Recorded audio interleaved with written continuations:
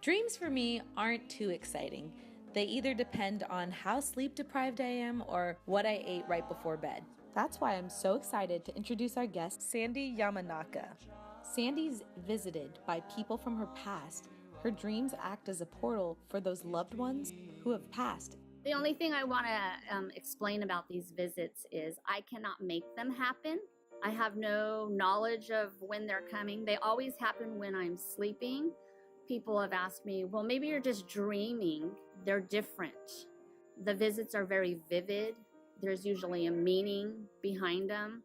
I can usually figure out what the meaning is. They're not the same as a dream. I really believe that they're visits from spirits. So, Sandy, when did all of this start? Do you remember how old you were when you had your first visit? As far back as I can remember, I was about 30 years old. Oh, so not until 30. Who ended up visiting you? My cousin. I was pregnant with my first son at the time, and my first visit was for my cousin to come see my son after he was born. And why do you think she came to see your son? She came to see my son because she knew he was on his way, and she died before she was able to know that I had him. And she carried him in her arms, and kind of silly, but she was vacuuming while she was carrying my son. And that was my very first visit from the afterlife. And has she been back since? She has been back. Another time, about 5 years ago, she came to visit. My mom was pretty sick. She was in hospice, and she came to visit me again. The visits always happen when I'm sleeping, never when I'm awake. Right. When I awoke from that, I thought the reason for her visit was to come and meet my mom, to take her to wherever you go after you die.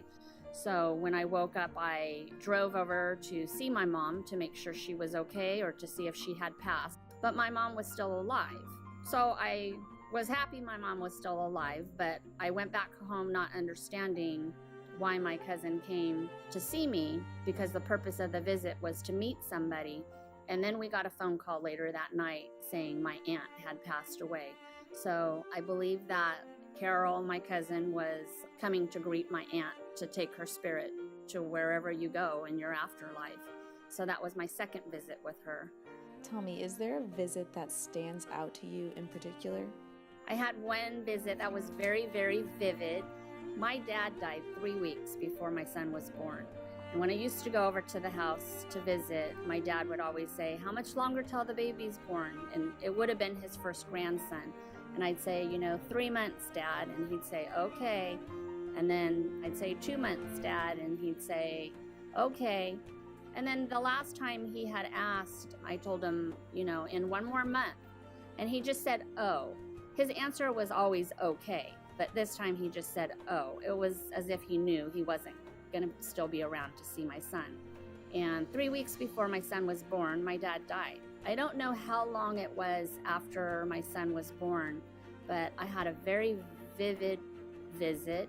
It was in a big open parking lot, and we were just standing there waiting. I wasn't sure what we were waiting for, and I was carrying my son Jake, who was an infant at this point. This bus pulls up, and my dad is in the bus. The doors open, and he doesn't get off the bus, so I carry my son up to the window of the bus so he can see my son. And my dad looked at my son and he smiled, but he didn't get off the bus. Meanwhile, there were other people. When the door opened, they got off the bus. Very vividly, I just know that the people that stayed on the bus were the people that had died.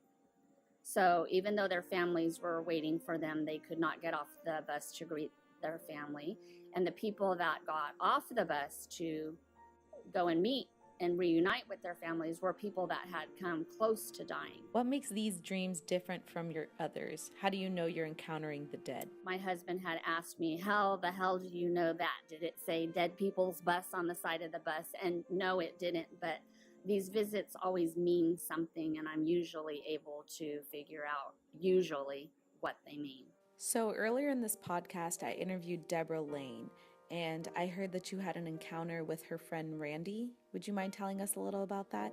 I would have never thought he would come visit me because I wasn't particularly close to him. But I had people at work telling me if Palmer comes to visit you, because they know that occasionally I get these visits, they had questions for me to ask Palmer. And one of them was one of the gentlemen we worked with inherited his dog, and the dog had ran away. And the guy that inherited his dog wanted to know if the dog was with Palmer in heaven or wherever you go. And so I was very vividly on aisle 16 looking at cards, and Palmer was walking down the aisle. And as he walked by me, he said, "Hey, Sandy Dandy Candy."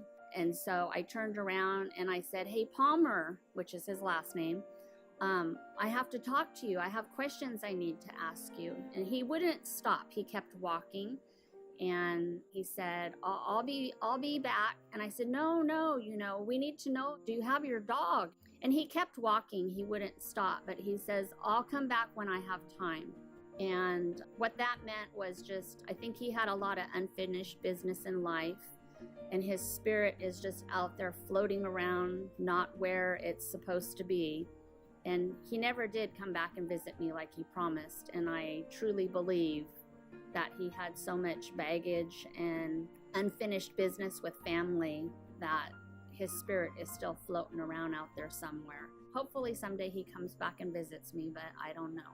How have these visits affected your outlook on death? Is there anything you want to tell our listeners? I believe that your body is just like your vehicle in life, and just because your body dies, your spirit lives on, and that's all. Well, thank you, Sandy, for sharing your stories about your encounters with the dead. We've explored death in a way I've never before. I hoped that throughout this podcast, I'd learn at least one lesson from all those that I've interviewed, not realizing I'd learned several. From Rebecca, I've learned to stay cautious, yet to never be paralyzed by the fear of betrayal. From Jackie, that life is too short and that the most important thing to work toward are the relationships we've established and that we will leave behind. My time with Deborah showed me that you're never done learning about yourself and to be there for those who need love in their lives. Monica's brush with death reminds me to be kind and thankful for the limited time we all have on this earth. And Sandy's ability makes me hopeful that when a loved one dies, only their physical form is lost and their spirit remains near us. Dying is a hard concept to swallow. However, life is one of the most extraordinary gifts we've all been given. As I inch closer to graduation day, I know I will enter a new stage in my life, yet not without the gained wisdom from 5 enlightened women. And for that, I thank each and every one of them.